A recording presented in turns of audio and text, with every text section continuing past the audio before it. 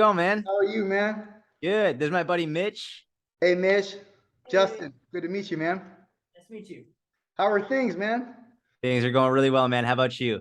Good, good, man. It's been like 9 months in the making to get on with you, bro. Let's go, man. Thank you for waiting. I appreciate it. It's my man. I'm happy to wait for you, bro. So, look, man. Welcome to the podcast.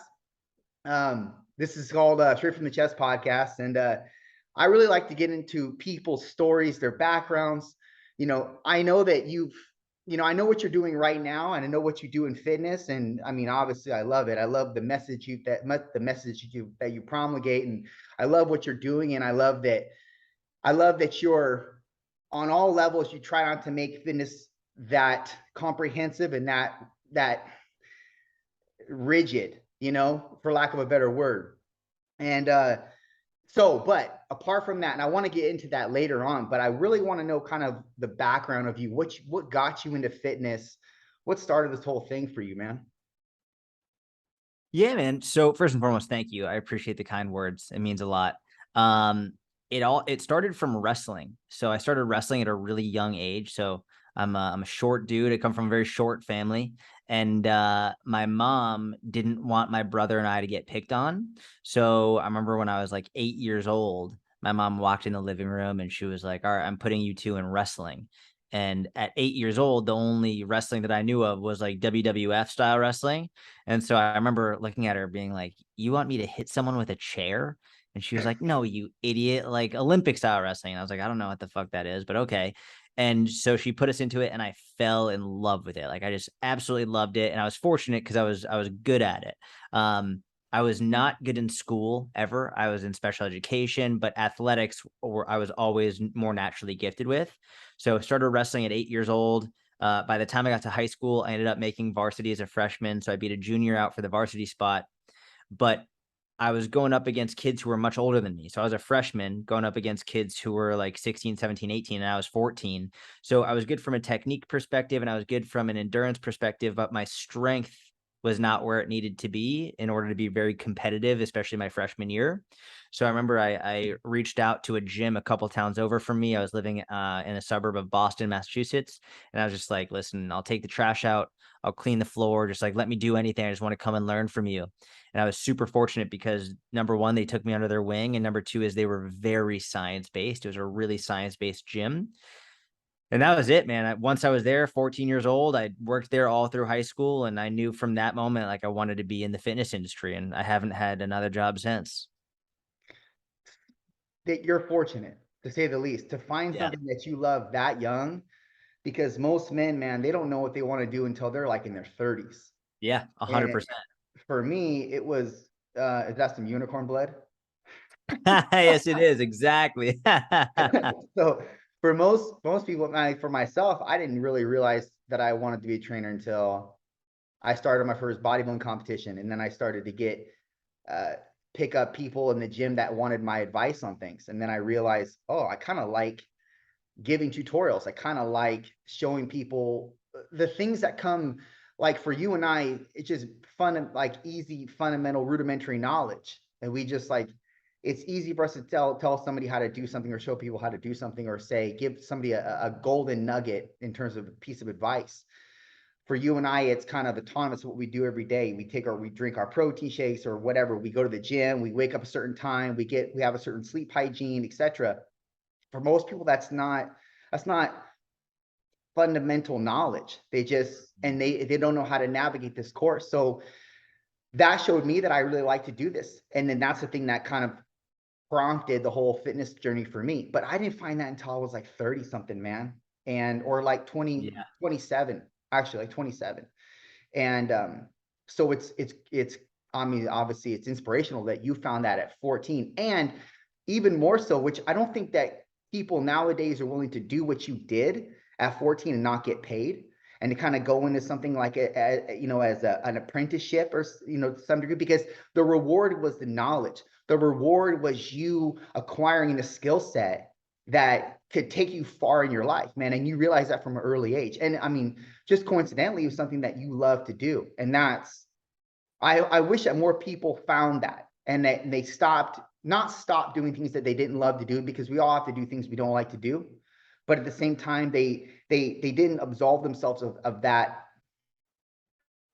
irrespectable pursuit that would otherwise cultivate a different and better version of who they could be, you know? And, but it shows in your work, and you know, and you likely had success later on because of who you are, and the success came by way of you just being who you were, which shows in like on your page and the things that you promote and the way you promote things. And, you know, you don't try. This is just who you are. It's just, that's what it seems like to me. You're just Jordan, and you don't care who doesn't receive it or doesn't, or who does receive it. I mean, you obviously love for everybody to receive it, but you know that that's not the case in obviously society. So it's like, you put your message out there, you do so with an authentic state of mind, and then whoever it attracts is whoever it attracts. But most people are trying to be something that they're not. And so that's what I think gravitated me more towards you, because you can see that authenticity in real time play out, not only in your posts, but just in your videos and however you, and the things that you promote again. And that's inspirational and admirable for me. And I know to so many other people, man. And the fact that you know, you probably got an increase in followership, etc., when you started training Gary, I'm sure. But you still were, it's not like Gary made you. Maybe Gary was an impetus, so to speak, for you in terms of you gaining more traction, you gaining more notoriety. But ultimately, that would have cultivated itself anyways, because you're who you are, and you have this authentic, real approach that you take onto that you rather dispense to the market. And people love that shit. They love it because they can relate to it. So tell me what it was like when, because I've always wondered this. Well, how did you even get into contact with Gary to even be the trainer for him? What did that look like? Because as trainers, it's not like, I wouldn't say it's our highest dream, but it's definitely a high accolade to be able to train somebody and be trained by, used by somebody that, one, values us, but two, is willing to just have us be there one-on-one all the time, and just be that coach for them and travel with them, etc. It's almost like a lot of trainers' dreams to do that and get paid handsomely for that. So what did that look like, man? How did that all start? Yeah, man. So it was the whole reason it happened, it's sort of a long story, but I started making content online in 2011. All right. So in July of 2011, so well over a decade now, I started I started my website. I was training at Westside Barbell, and I started writing articles, just started writing up fitness articles. As before Instagram existed. I was basically writing at least one article a week, every week on my website. And I was posting on my personal Facebook page as well. And I was literally just like writing articles, answering people's questions, like writing articles about my training. I didn't know an online business was possible. I was just like, I wanted to help people. That was it. And so I was doing one article a week, every week. And, you know, I was getting maybe 20 views a day on my website, like at the beginning, and 18 of those views were my mom. And then the other two were me. So like really it was not getting much traction at all for like the first like year plus. But I think the reason that I was able to keep going is because I didn't expect to get paid. I didn't expect an online business to start. I was just like, if one person said, hey, that article was helpful, like that was it. Like that was my payment. And so I kept doing that. And I wrote an article in 2012, so about a year after I started my website, that it's one of my least popular, least viewed, least read articles ever. It was about 3 ways to improve your posture if you work at a desk.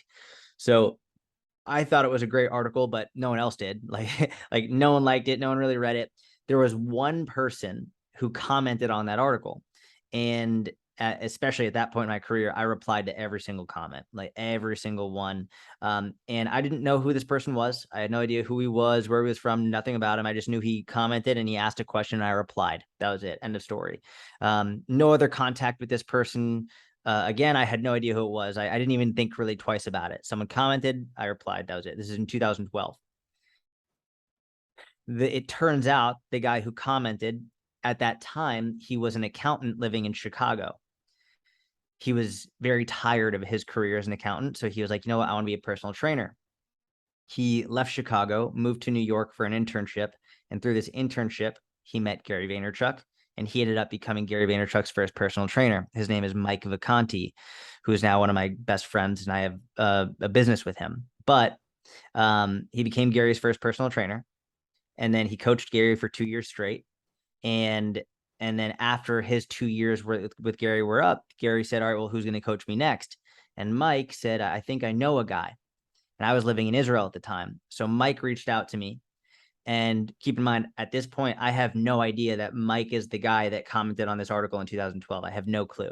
All I know is that Gary Vaynerchuk's personal trainer is reaching out to me and saying, hey, would you want to coach Gary? And I was like, yeah, that'd be amazing. So I flew from Tel Aviv to New York for an interview. I coached Gary for an hour, flew back to Tel Aviv. And then 6 weeks later, I get a text from an unknown number just saying, are you ready? And I was in the north of Israel. I was in a city called Haifa. And I didn't know who this was. I had no idea. It was 6 weeks after the interview. I just assumed I didn't get it. And so I wrote back, I texted, who the fuck is this? And then I get Who a the shirt. fuck is this? I said, who the fuck is this? I love it. And I get a response from that number, a shirtless picture of Gary just flexing like this, and that's how I found out I got the job. And so then I flew from Tel Aviv to New York. I moved to New York like a week later, and I started coaching Gary. And it wasn't until about a year or two into me coaching Gary that Mike and I made the connection. I remember I asked Mike, I was like, how'd you find my stuff? And Mike said, oh yeah, you replied to one of my comments on an article in like 2012 about posture, and I followed you ever since. And that was it. And I love this story because number one is a lot of people, they want to go viral on certain things. They want like a piece of content to go crazy.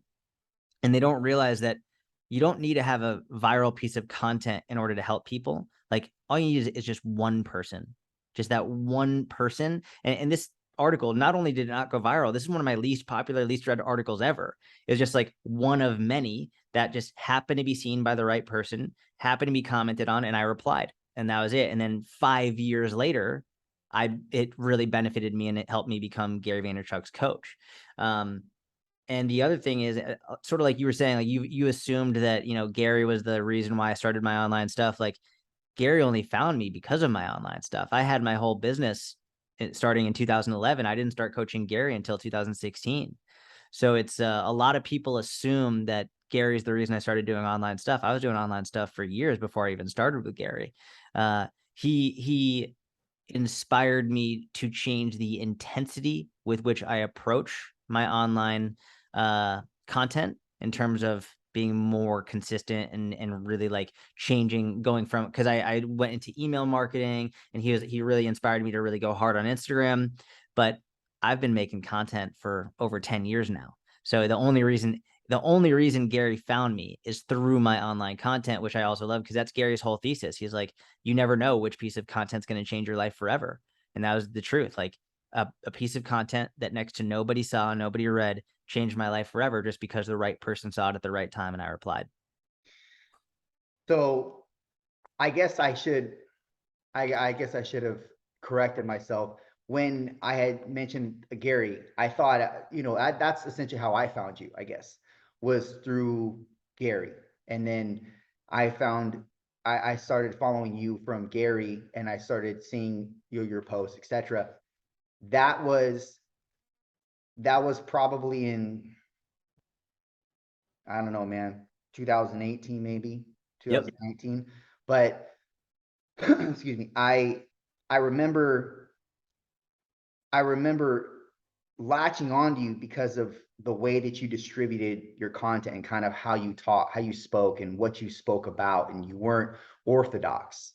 And that was the cool thing, I thought. That was the authentic thing that drew me to you. And I think like most, it that kind of element to you is what draws most people to you, because you're not scripted. You're not staged, and you can see that. I mean, I'm sure you have an outline of what you want to say when you get into a video, but more often than not, it's ad-libbed. I mean, and you do this day in and day out, so you can literally get on the phone and just speak a message, and it come out flawless because it's what you say to your client. And you can tell this is the kind of approach you take with your clients day in and day out.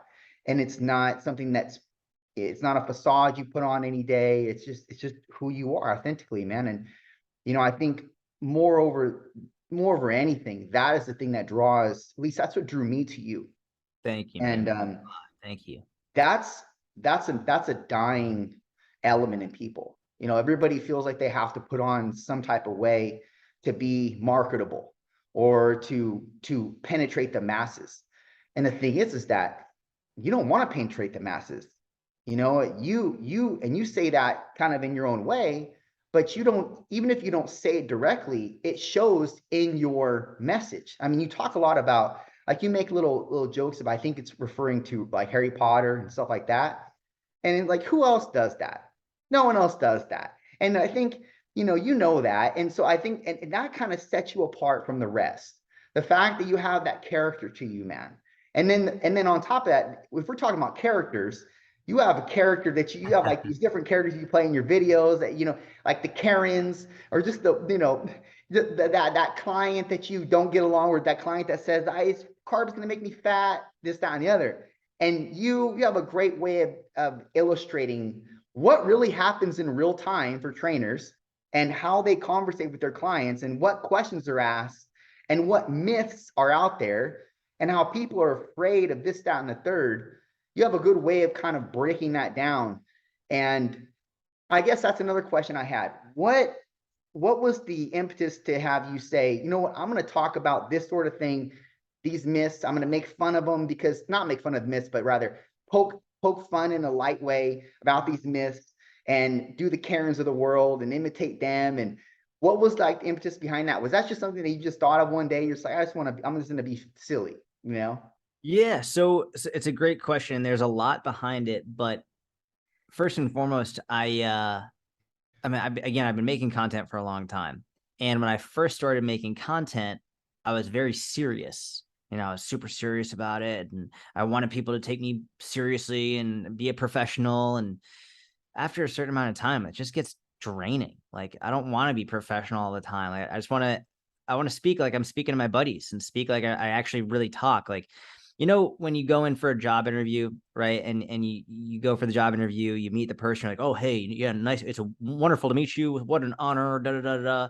And then 6 months later, you get to know that person. You're like, yeah, fuck you. Da, da, da. Like, you're just joking around. Like, I I just want to be like I always am from the very beginning. Like, I don't want to have to put on this face and all of that. So my mom would tell you that ever since I was a little kid, I was always doing voices and accents and characters. Like, that's just, I've always been doing that my whole life. I was in theater growing up, and I love I love doing impressions. I've done stand-up comedy. Like, that's just my personality. Like, I really enjoy it.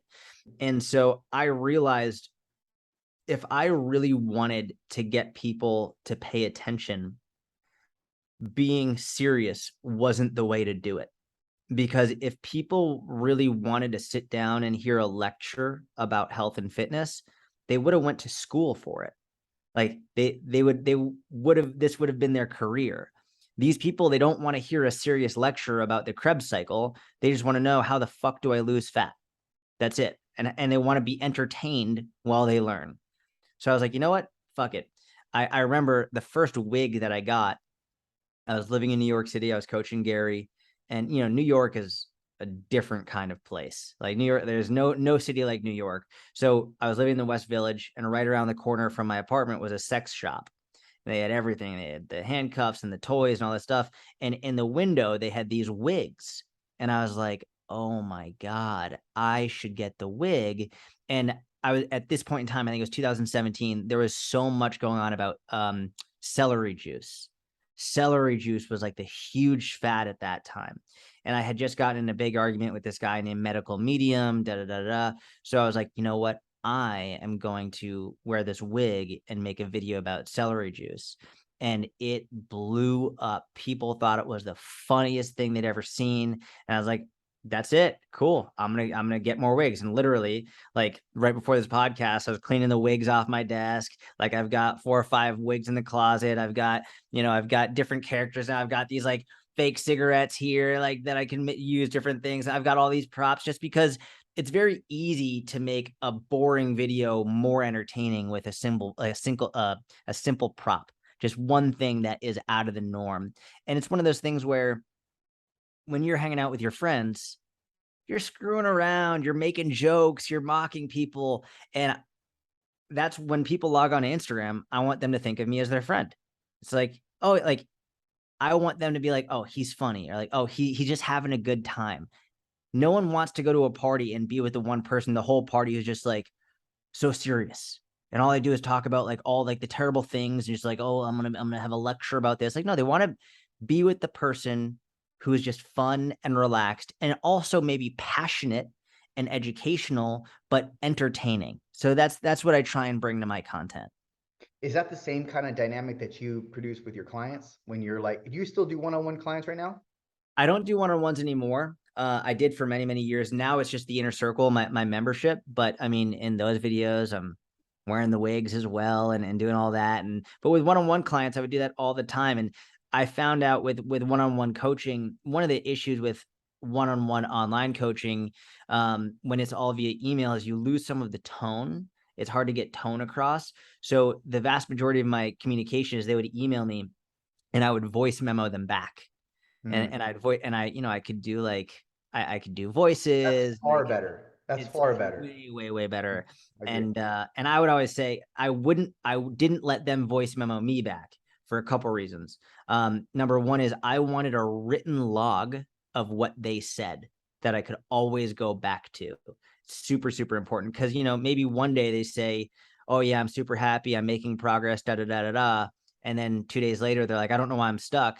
Well, then I can go back, I can copy and paste and be like, 2 days ago you said this, like what's going on? So I like to have a written log, a history of that. And also, if I have 40 clients and they're all sending me voice memos, like that's a lot of time to listen to. So I would have them write to me and then I would voice memo them back.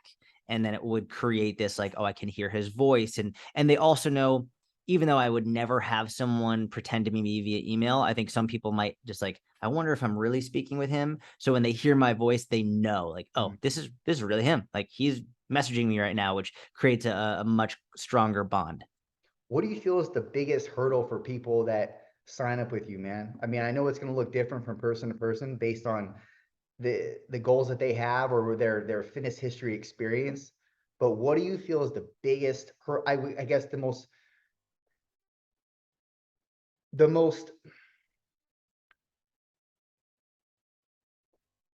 The biggest reason they struggle. yeah, the reason that you hear the most often, like the thing that you hear, the hurdle that's most talked about.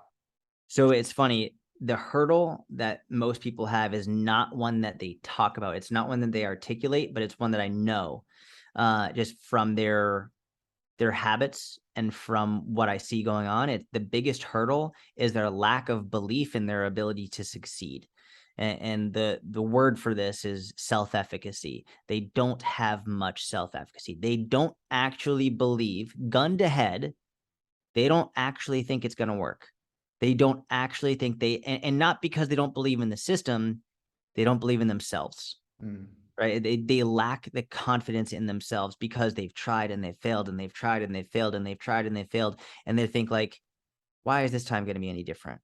Why, like, what about this time? Like they often think maybe it's their metabolism or maybe it's their age or maybe they just, they really struggle with consistency and they think, maybe I'll be able to do it for a day or a week or a month, but eventually I'm going to fall back in my old habits. And this could be because it's the voice that they've had in their head. It could be a voice that someone else has put in their head, but they don't believe in their ability to succeed. And so my job as a coach, my first job, more than teaching them about calories and macros, more than giving them the perfect program, is making sure they know that they can succeed. That's the number one thing that I can do as a coach, is instill this confidence within them, because once they have that, they're less likely to quit once they come across a roadblock, once they stumble a little bit. Because if someone doesn't believe they can succeed, they stumble a little bit, they quit immediately. That's the biggest. As soon as there's a little difficulty, boom, they quit. But if they can get really good at not quitting and just continuing to go and knowing that as long as they keep going, they'll succeed, then they'll win. It's just a matter of time. So the biggest struggle when people initially sign on is helping them understand they can do this. How did you retrain that voice though? Yeah, it's fucking difficult. And some people it's easier than others. The biggest way is to go over the top, showing them all the wins that they have. So starting off with really small, low hanging fruit. So if I have someone who's just like super sedentary, very overweight, very low confidence, I'm not going to start by saying, all right, I want you to track all your calories and macros, and I want you to get to the gym 5 times a week, and I want you to do this. No, that's too much. They're going to fail on all of it. It's like, all I want you to do is I want you to walk 1,000 steps today, which for most people would say like, that's it. It's like, yeah. And when you tell me that you hit those 1,000 steps, I'm going to lose my shit congratulating you. Be like, that is fucking awesome. Amazing. You got 1,000 steps and look at you. That's incredible. And then they're going to be like, really? I'm like, yeah, you got do you know how amazing that is? They're like, oh, wow. Like that's, and they get that because a lot of people don't get that enthusiasm in their life. They don't get that encouragement. So then they do that for a week. You know what? Do you want to up it to 1,500? Yeah. I think I can do that. It's like, damn right you can do that. 100%. They get 1,500. Holy shit. Do you see what you just did? You just increased that by 150%. Like that's fucking amazing. Now you're doing 1,500 before you're doing 1,000. They do that for a week. Want to go 2,000?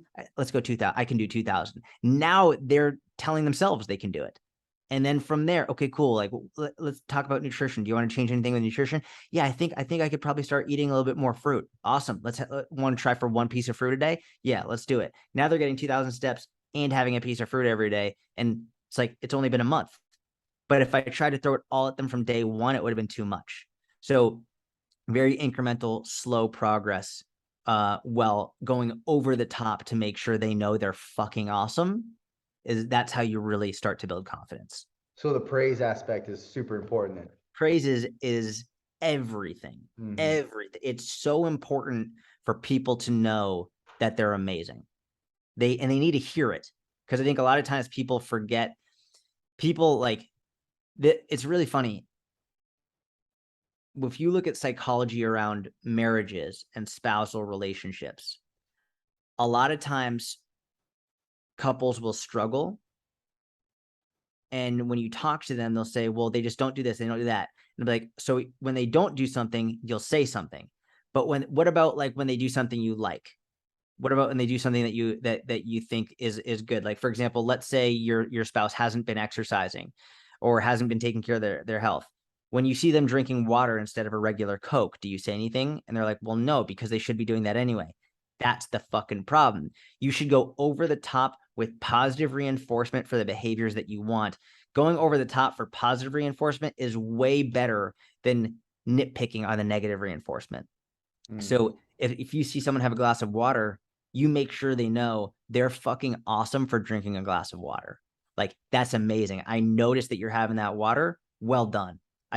Amazing work. It's like, hey, I noticed that like you I noticed that like you stretched after you worked out. That's amazing. I love that. Really good job. Hey, I noticed that you went to bed earlier last night. You put your phone away. Amazing. Like, I'm super proud of you. Positive reinforcement, man. Like, there's no question about it in the research. Positive reinforcement is infinitely more beneficial than negative reinforcement. When you make someone feel really good about themselves, they're more likely to keep doing it. What would you say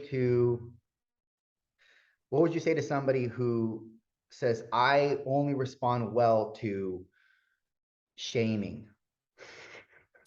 So In the sense that if you put a almost like a discipline on me and you shame me into doing it, but not, I shouldn't say shame, that's a bold no, word. you can say that. No, you But can. the point of what I'm trying to convey is that if you don't speak that hard, gritty attitude, they Yeah. don't change. You have people like that.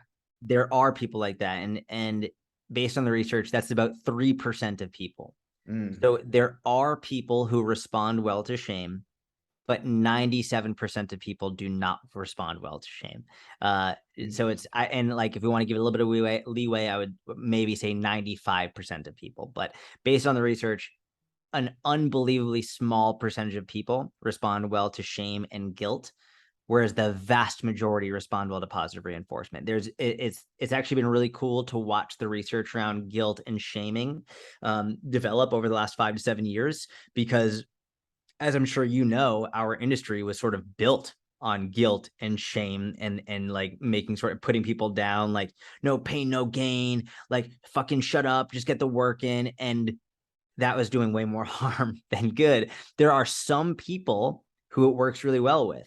Ironically, I think a lot of coaches, like the hardcore coaches, are the people who respond well to that. But their audience, the people that they're going to be coaching, do not respond well to that at all. Like, it's you have to think, like, the population of coaches is a unique population, right? It takes an interesting person to get involved in something where it's like you're deliberately causing yourself pain, you're super uncomfortable. Like, it's strength training and working out is not something that most people enjoy. It's not, it's very uncomfortable. It's not fun for the vast majority of people. I think in the last 5-10 years or so, we've been able to make it more approachable to people and gotten more people involved because they're focusing on the process and they're seeing what their body can do. But a lot of people do not enjoy it. And so shaming someone into doing something they don't enjoy to begin with is usually not a good strategy. But using positive reinforcement to get them to see how amazing they are, it's like, okay, well, now at least it's tolerable because it's a good experience. But it would be disingenuous for me to lie and say, like, no, shaming is always bad. For about 3% of people, it's actually helpful. But you have to know your audience and be very aware of who you're using it with. And it probably has something to do with how they were raised, how the person was raised, the environment they grew up in, Yeah. how they were counseled at a young age with their parents. I mean, you're right. I mean, I don't know many people that respond well to that. And even if they say that they do, They their usually body don't. says different, right? Yeah. Or their actions prove otherwise. You know what's interesting? Even someone like David Goggins, for example, I think, David Goggins, like, I think a lot of people look at what he does and think that he's shaming people. And he does have some verbiage that could be construed as that, but the majority of his message is actually super positive. He's like, you can fucking do this. He's Right. like, get the fuck up. You can do this. He's actually very positive. And he's like, look at what I did. I lost all this weight. Once I stopped like doubting myself and believing in myself, it's a positive message. It's not a shaming message. It's not for everyone because he is very vulgar sometimes and like he doesn't give a fuck. So it's definitely not for everyone, but it's a very positive message.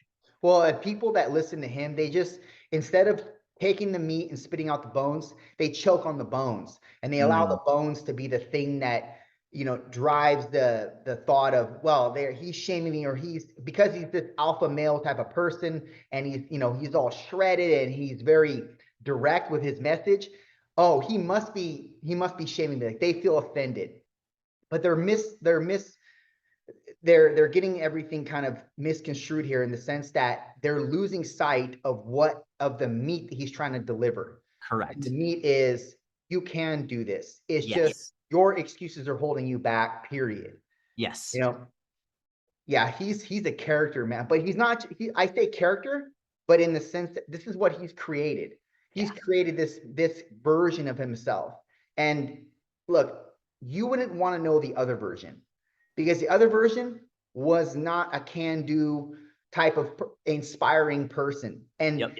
the world needs more of the inspiring people that can lead people that can direct people that can show people that they can do things and hold people accountable. And, we all have our different ways of doing that. But your way is especially unique because you don't, even though you take an approach that's essentially drawn out from research in terms of praising people and giving people an understanding that they can do this, and showing them that they can, and then giving them verbal rewards on it. Most people don't do that. They might say good job once in a while, or maybe after a set or what have you, but it's just like, if you do that, like you're saying, these little wins, they add up, man. They compound. And your little wins, they're going to create a bigger win overall. And that person just doesn't see it yet. But because you ran through this process so many times in life, not only for yourself, but for your clients, you know how the cards are going to fall. And you know it's only a matter of time before this person gathers their own self incentive, or rather motivation, to keep going on their own. And then, like you said, you give them the leeway essentially. Do you want to move up 500 steps? Great, let's do it. You want to add in fruit? Great, let's do it. Because it's on their own accord. And when Yes, people do things on their own accord, they tend to succeed. that's exactly right. Very When, nice. I when, mean, yeah, it's about how you structure the conversation. And when people make the plan themselves, they're much more likely to stick with it versus when you just tell them what to do. yeah, and you're showing them the way, and Yep. you're kind of you're persuading them in the right Yes. manner, and you know how to do this because you know what's going to end up being the ultimate, or rather what's going to cultivate as a byproduct. And the fact that you can lead people, it's another way of leading people. You're just leading people towards the reward in a more, I guess, in a more, like you're saying, a self-efficacious way. Like Yeah. they're doing so on their own, but they want to. And when they want to, they get shit done. And they do so more, they adhere to the program better for longer, etc. And you know that that's when the real results are going to come. Yeah. Like you're, and I would say above that, you're a very personable guy. You're likable, you're personable, you have charisma. These are all things, these components to a person are they keep them in the game with the client, so to speak. So if you're not a personable, likable person, it doesn't matter how many credentials you have. It doesn't matter if you have doctor in the front of your name. People are not going to want to spend their time with you.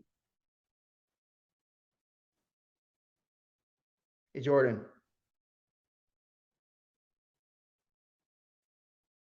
Hey, you there, man? Yeah, I got you. All Sorry, right. internet connection failed on me for a second. All good. No worries. Um, so I lost my train of thought. Shit, man, motherfucker. It's all good. You're saying don't have doctor in front of my name. Yeah, Yes, yeah. that's right. It doesn't matter how many credentials you have, bro. If you're not personable, you're not likable, people are not going to want to spend their time with you. And so, Exactly right. how do you retain somebody? How do you get them results if you're not personal first? And that was something that I learned in being a personal trainer. It doesn't matter the extended credentials you have. If you can't retain that person, how many results can you get for them? You can't, man.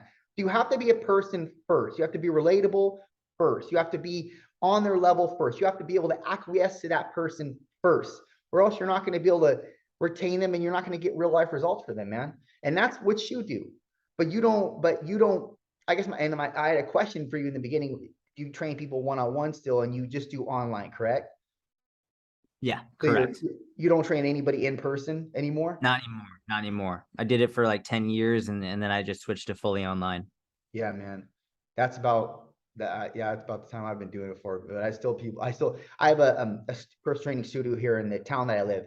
So, anyways, I still see people pretty much every day. But Good, man. That's that's the awesome. thing that keeps me going, man, to be honest with you. Like the people. Yeah. It's not the Yeah. training, it's the people. I would fucking train no matter what myself every day. Right. It doesn't matter if I'm personal training or not.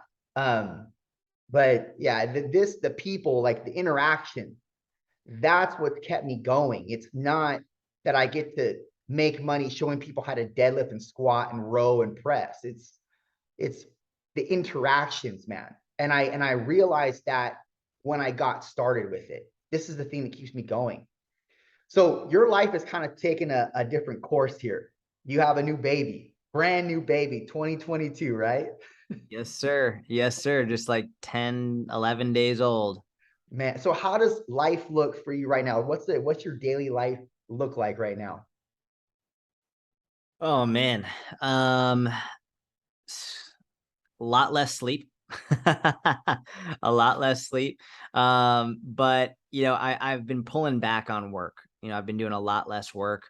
Someone actually recently asked me yesterday, they asked me, they said, how did you know you were ready to have a baby? And I was like, well, number one is I've always known I've wanted kids. Like I've always wanted to be a dad. Um, but I knew I was ready, and my wife knew. We knew we were ready when, number one, financially, we knew we could make it happen. Like, we were okay. We would have enough to be comfortable and financially secure if there was an emergency. And also, one of the reasons I started my online business was because I wanted to be able to be there for my family. Like, I want to be the coach of the sports teams. I want to, like, if they're doing theater, be able to watch and go to their rehearsals and to do the carpools and do all that stuff. And finally got to a point in my business where I was like, I can do less. Like, I can take time off. So that's when we knew we were ready, when I was able, like, listen, I could take time off work. I could take days off. I could take weeks off, and everything will be okay. And so now, just a lot less work. And, I'm hanging out more with my baby. And just before this, I was feeding her, and I'm taking late night feeding shifts so that my wife can get a little bit more sleep. And just like more family, that it's basically it, family time. And I get my workouts in, and I work a couple hours a day. And uh, my office is right downstairs from my apartment, so it's in the same building. So anything, if my wife needs me, she can call, and I can go right up if she needs me. But, like, it's a lot of family time, and I think I spent many years focusing on the grind and the hustle, and just work, work, work, which I don't regret it. It was amazing. But that was in my 20s, and now in my early 30s, and looking forward in the future towards building a family, it's like, I don't need more followers. I don't need more money. I don't need a grind. Like, I would rather spend my time with my family and my friends. And um, if I can make my wife's life easier by staying up late and me getting a little bit less sleep, I'll do that. If I have to cancel a podcast or post less on Instagram so that I can snuggle with my daughter, like, great. That's fine. I'm okay with that now. So, very different mindset than 10 years ago, but that's what my life looks like right now. That's admirable, because that's, I think, the quest for most men, like, to Mm, get to that point where they can lean off a little bit of the, like you said, the grind, and just focus on what makes them fulfilled. Like, there's mm. things like Instagram, money, it doesn't fulfill you. It makes you happy, get you financial freedom, etc. But it doesn't fulfill you like something like a child would fulfill you. I'm not a dad, but I I look forward to the day, man, that I can, for one, get married, two, Yeah. have a child, and do what my parents did. Yeah. I am looking forward to that day, man. And until that day, I'm gonna keep doing the things that I'm doing currently to get to that point where I can be in a position where I can do that. I can take time off work all the time. I don't need to make any more money. I can spend that time with my family, the things that matter in life, fucking period. Those Yes. things matter. And but there are a lot of people that are gonna listen to this podcast, and they're gonna be like, yeah, that's cool that you're there, Jordan, but I'm not there yet. So, what kind of advice would you? Because I know there are people that are like, they look at you now, Mm, they don't look at you what you were 12, 15 years ago. right. And they just, like, they look at Beyonce, Jay-Z now, they don't look at them what they were 20 years ago. You had to Correct. go through shit piles in order to circumvent yourself and cultivate what you see in front of you today. So, what Correct. advice, this is what I'm going to leave it with, because I know you have a busy schedule. I got someone coming in like in 10 minutes. But what advice would you give people that are that are they're doing blogs, they're doing vlogs, they're doing podcasts, they're only getting like 10 views, 9 views, no views, and they want to quit, and they're like on the brink of fucking quitting. What would you tell them? Number one, I would say, scroll down to my Instagram, like, scroll, scroll, scroll, scroll, scroll. And eventually you'll see 4 likes, 8 likes, like 10 views. Like, you'll see it. It's all there. That's one of the best things about these social media platforms, is it's all there. If you go through my old YouTube videos, you sort it from oldest to newest, you go down like 20 views, 17 views. Like, you'll see comments being like, what the fuck is this? Like, stupid shit. Like, you see it, it's all there. And I'll never take it down, because, like, it's proof. And you'll also look at the dates that I posted stuff. Like you go down to 2016, 2017, 2018 on my Instagram, you'll see 3 posts a day, every fucking day for multiple years. You're like, oh shit. Like, look at these captions. These captions are long. This post, like he did all these posts within a matter of hours. And look at the comment section. See how many questions are answered. See how many comments are answered. Like, look, just go see. And that advice being fucking work harder than most people. Like that's really it. Now, the other advice is do something you love and you're passionate about. Do something that you really care about, but work. Like what a blessing it is. Like never before in human history have we been able to create a business from our phone. Yeah. Ever. Ever. This is the first time in the history of ever that you don't need anything else except this and internet access. But that doesn't negate the need for hard work and consistency. And especially, it's so funny I see with personal trainers, they're always the ones who are like, work hard, like I haven't missed a day in the gym, get the reps in, come on, nutrition, da da da. And then they're like, but my social media is not growing. I don't know why. It's like, well, how many times have you posted in the last week? 2. It's like, yeah, there you fucking go. Like you've posted twice, and one of the posts was about your dog, the other post was about your pickup truck. No one gives a fuck. It's like, how about you post something that actually helps people? And then they start posting and they're like shirtless pictures of themselves and da da da. It's like, how is this helping someone? Mhm. Your shirtless picture doesn't help anybody except your ego, which you've really got to get in check anyway. How about instead of posting a shirtless picture of yourself or a picture of your dog or a picture of your truck, how about you make a video or a post about showing people the best ways to get more protein in?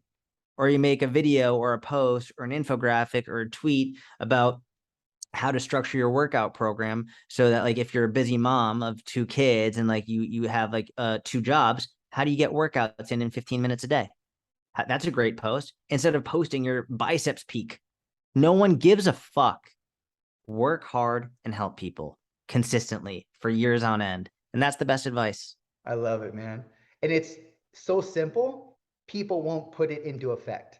They won't. They'll just think it's something, it's got to be something more complex than that.